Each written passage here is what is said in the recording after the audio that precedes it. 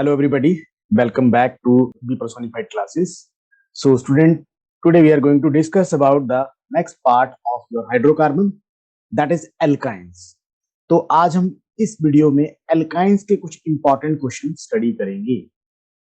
जैसे हमने पिछली बार एल्कीन के दो पार्ट किए थे, एल्केन के दो पार्ट किए थे, द सेम वे आपके एल्काइन के भी इस बार दो पार्ट आपके रहने वाले हैं। तो alkynes part 1। So let's discuss one by one some questions. First question आपकी स्क्रीन के ऊपर है, द आइसोमर ऑफ प्रोपाइन। अब देखो हमें पता आइसोमर क्या होते हैं। These are the simply compounds having same molecular formula but different physical and chemical properties, अलग अलग तरह के हमने पढ़े हैं। अब प्रोपाइन का बच्चों यहां पे देखो, प्रोपाइन आपको पता है CH3 C triple bond CH, ये आपका propyne, right. C triple bond H, ये प्रोपाइन है। अब इसका अगर आपसे कोई पूछे आइसोमर कौन है, तो पहली चीज तो मैं आपको बताऊंगा कि अगर आपके पास होता साइन पे साइक्लोप्रोपीन होता, then it could have been correct answer, पर जैसे यहाँ पे आपको तो साइक्लोप्रोपीन नहीं है। अब दूसरा ऑप्शन यहाँ पे जो राइट है दैट इज एलीन। अब ये एलीन क्या होता है बच्चों, इसको आप समझोगे CH2 double bond C double bond CH2। अब आपके पास जब कंटिन्यूटी में डबल बॉन्ड लगे होते हैं तो उनको बोलते हैं एलीन।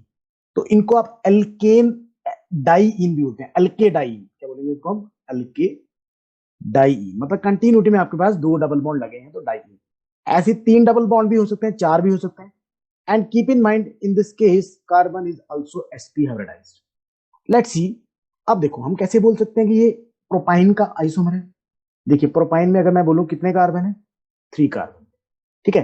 कितने हाइड्रोजन है इसमें, you can see it is having only 3 and 4, इसमें सिर्फ 4 आपके क्या है, आपको हाइड्रोजन यहां पे दिखाई दे रहे हैं, राइट।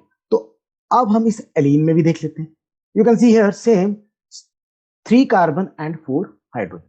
तो यहां पे मैं क्या बोलूंगा कि they are having similar molecular formula but इनका अपीयरेंस डिफरेंट है, बट इनका जो केमिकल प्रॉपर्टीज डिफरेंट है, जिसकी वजह से मैं बोल सकता हूं ये प्रोपाइन का जो आइसोमर है वो कौन होगा, एलीन होगा। और इस क्वेश्चन में हमने ये भी देखा कि एलीन बोलते किसको है, जब आपके पास सीरीज में आपके डबल बॉन्ड लगे होते हैं। और एक और चीज मैं यहां पे ऐड कर दूं कि नॉर्मली क्या होता है, देखो जितने भी आपको देखो जो एल्काइंस होते हैं ना, एल्काइंस, इनके नॉर्मली जो आइसोमर होते हैं वो कौन होता है, साइक्लोप्रोपीन, साइक्लो एल्कीन लिख देता हूं मैं यहां पे, cycloalkene. Cycloalkenes are generally the isomer of alkynes. But यहां पे आपको साइक्लो एल्कीन नहीं दे रखा था, तो एक और बात यहां पे मैं आपको ऐड कर रहा हूं कि एल्काइन के जो एलीन होते हैं वो भी क्या होते हैं, आइसोमर होते हैं। तो ये आपने फर्स्ट क्वेश्चन यहां पे करा। नेक्स्ट क्वेश्चन देखेंगे, bond angle between carbon carbon and alkyne. देखिए हम लोगों ने पढ़ा है कि कार्बन कार्बन बॉन्ड एंगल क्या होगा, since it is sp hybridized carbon. आप लोगों ने बड़े अच्छे से इसकी ज्योमेट्री पढ़ी है, लीनियर ज्योमेट्री। और लीनियर ज्योमेट्री में हमें पता है आपके पास जो बॉन्ड एंगल होता है वो कितना होता है, 180 डिग्री। तो यहां पे याद रखेंगे कि जितने भी आपके पास एल्काइंस हैं उनमें कार्बन क्या है, sp हाइब्रिडाइज्ड, और sp हाइब्रिडाइज्ड कार्बन में आपका बॉन्ड एंगल क्या रहता है, 180 degree, and the geometry is linear. Next question देखिए, the molecule having linear structure. अब ये बात मैंने अभी आपको बताई पिछले क्वेश्चन में।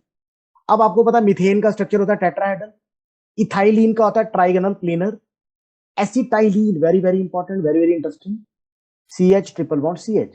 तो आपको पता है यहाँ पे ट्रिपल बॉन्ड है। और हमें पता है एल्काइंस का स्ट्रक्चर अभी हमने करा linear with bond angle 180 degree. तो this is the correct option, acetylene. और बच्चों वाटर जो होता है इसका होता है बेंट, आपको पता होना चाहिए वाटर का होता है बेंट।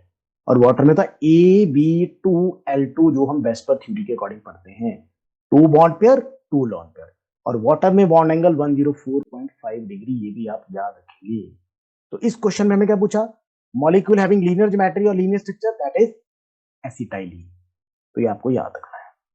नेक्स्ट क्वेश्चन आपका, the carbon carbon bond length is shortest. अब बच्चों ये क्वेश्चन कई बार आपके एग्जाम में पूछा। अब आपको सबसे पहले तो देखना है कि सिंगल बॉन्ड किसमें है, डबल बॉन्ड किसमें है, और आपका ट्रिपल बॉन्ड किसमें है। सिंगल बॉन्ड की बात करें तो 154 पिकोमीटर होता है single bond, carbon carbon bond length. Double bond की बात करें तो ये अराउंड आपका होता है 133 पिकोमीटर। और अगर ट्रिपल बॉन्ड की बात करें तो it is around 120 picometre, right. तो आपसे क्या पूछा कि carbon carbon bond length shortest सबसे कम किसमें होगी, तो सबसे कम उसमें होगी जिसमें ट्रिपल बॉन्ड लगा होगा। अब ट्रिपल बॉन्ड आपको पता है किसमें लगा है, C2H2 में, that is your acetylene, CH triple bond CH। तो this is the right option कि आपका जो एसिटाइलिन है इसमें आपका क्या होता है, कार्बन कार्बन बॉन्ड लेंथ कम होता है। अब ये क्यों होता है, इसका एक्सप्लेनेशन नीचे दिया है। As percentage of s character increases bond length decreases. अब आपको पता होना चाहिए, एक होता है sp कार्बन, एक होता है आपका sp2 कार्बन, एक होता है sp3 कार्बन। sp कार्बन में बेटा 50% एस करेक्टर और 50% क्या रहेगा, p करेक्टर। sp2 में आपका यू कैन सी हियर 33% आपका क्या होता है, एस करेक्टर प्लस आपका 67% होता है पी करेक्टर। और sp3 में आपका 25% होता है एस करेक्टर और 75% होता है आपका पी करेक्टर। तो यहां से आपको याद रखना है, कीप इन माइंड, जितना ज्यादा एस करेक्टर होगा उतनी ज्यादा सॉरी उतनी बॉन्ड लेंथ क्या होगी आपकी, कम रहेगी, ये आपने याद रखना है। एक और पॉइंट मैं आपको यहां बता देता हूं, more is the s character more is the electronegativity of carbon. तो अगर आपको कोई ऐसा क्वेश्चन आए which of the following carbon is more electronegative, तो याद रखिए सबसे ज्यादा इलेक्ट्रोनेगेटिव होगा आपका sp कार्बन, उससे कम आपका होगा sp2 और सबसे कम इलेक्ट्रोनेगेटिविटी होती है sp3 कार्बन की। तो electronegativity of carbon also depends on the s character. Next question देखेंगे, hydrolysis of magnesium carbide produces. अब देखो मैग्नीशियम कार्बाइड, इसकी हम हाइड्रोलिसिस करेंगे तो क्या बनेगा। देखो दो बातें मैं आपको बताऊं, नंबर एक आपको पता करना है Mg2C3, इसकी आप हाइड्रोलिसिस करेंगे, याद रखेंगे जब इसकी हाइड्रोलिसिस करेंगे तो यू गेट प्रोपाइन। और नंबर दो क्वेश्चन मैं यहीं से आपको बताऊंगा कि इफ अगर आपके पास क्या होता, कैल्शियम कार्बाइड होता, जिसका भी हमने पहले भी डिस्कस करा है कि उसमें किस तरह की बॉन्डिंग होती है, ठीक है।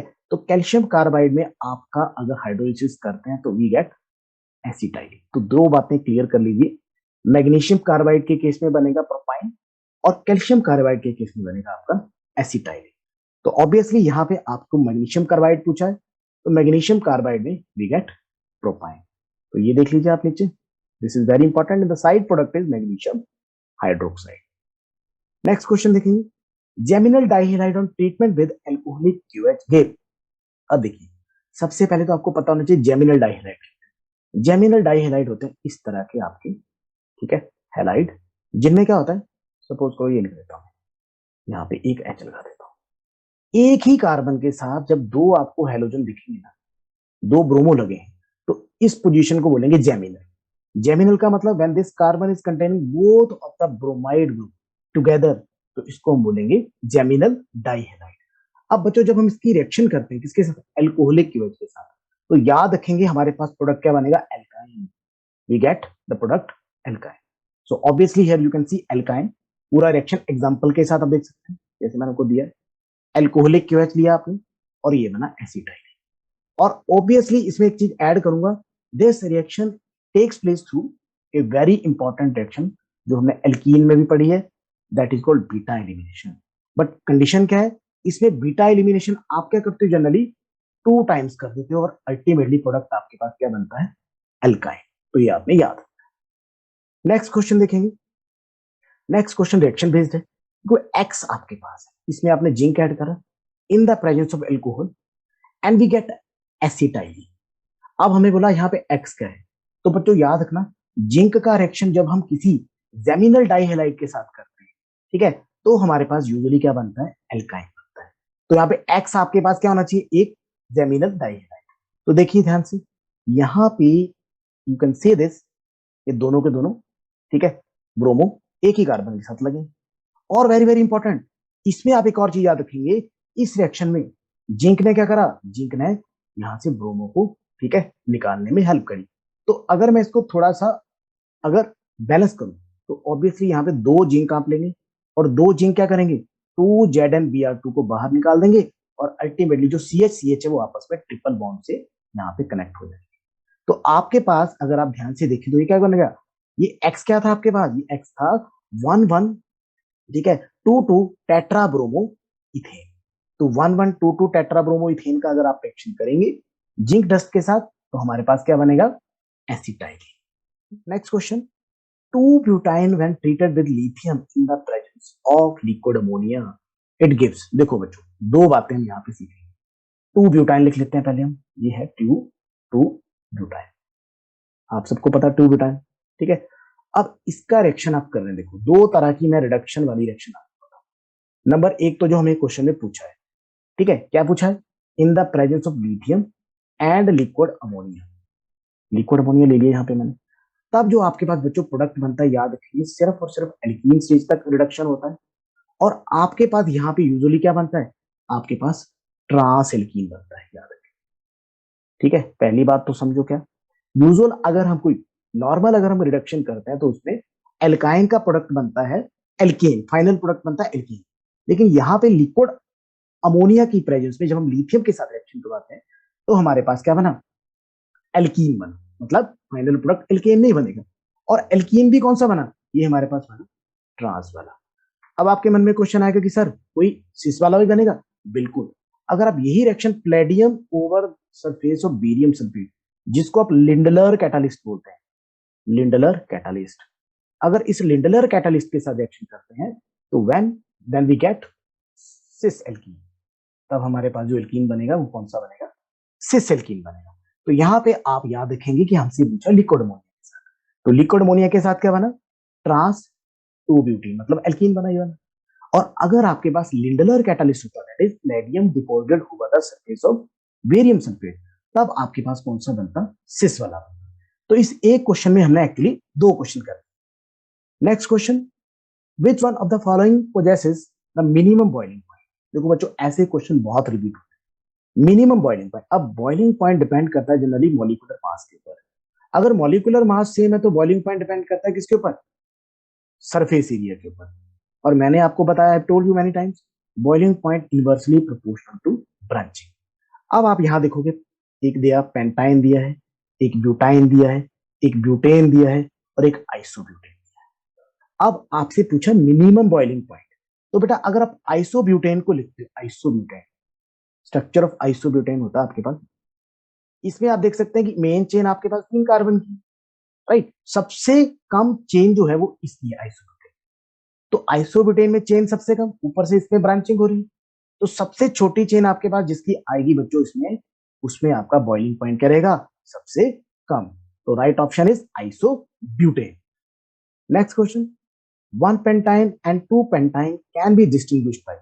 अब देखिए बच्चों, आपको क्वेश्चन आ गया कि 1 पेंटाइन एंड 2 पेंटाइन, अब इन दोनों में एक डिफरेंस देखो, एक में ट्रिपल बॉन्ड 1 पोजीशन पे लगा और एक में ट्रिपल बॉन्ड 2 पोजीशन पे लगा।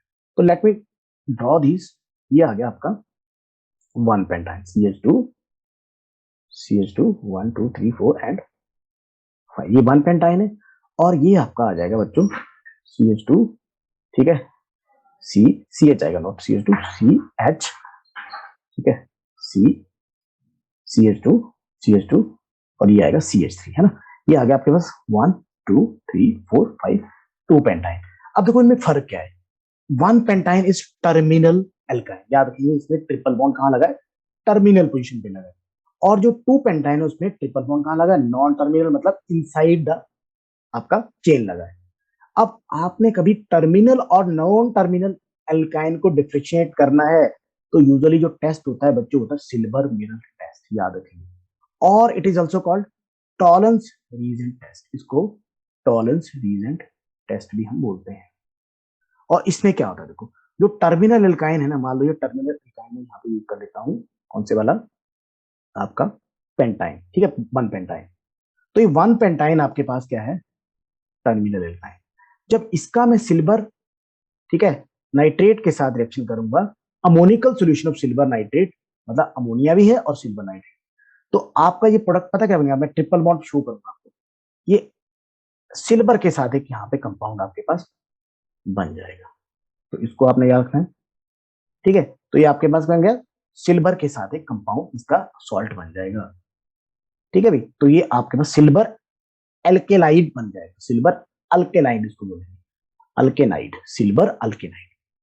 और ऑब्वियसली ये टॉलरेंस यूनिट की तरह इसमें भी क्या बनेगा, इसमें भी आपके पास एक सिल्वर मिरर, या फिर इसको हम सिल्वर मिरर रिंग भी बोलते हैं, वो आपके पास इसमें बन जाए, राइट। तो यहाँ पे हमने क्या सीखा कि 1 पेंटाइन एंड 2 पेंटाइन, इनमें हम क्या देख रहे हैं, we want to differentiate between terminal alkyne and in non terminal alkyne, and the test is silver mirror test. तो ये आपने याद रखना है हमेशा। और एक और चीज, ये जो सिल्वर मिरर टेस्ट है ना, इसमें बेसिक क्या होता है, जो हाइड्रोजन होता है ना, टर्मिनल हाइड्रोजन जो sp कार्बन के साथ बना है, ये एसिडिक होता है। क्यों एसिडिक होता है? क्योंकि ये जनरली यहाँ से रिमूव हो जाता है। तो आप देखेंगे यहाँ पे सी नेगेटिव का मतलब एक H पॉजिटिव यहाँ से रिमूव हो चुका है। तो this is very very important. Next question, acetylene on reaction with silver nitrate shoes. अब देखो एसिटाइलिन की रिएक्शन करेंगे सिल्वर नाइट्रेट, अगेन मैंने आपको वही चीज बताई। अब एसिटाइलिन में भी आप देखें तो ट्रिपल बॉन्ड टर्मिनली ही हुआ एक तरह से।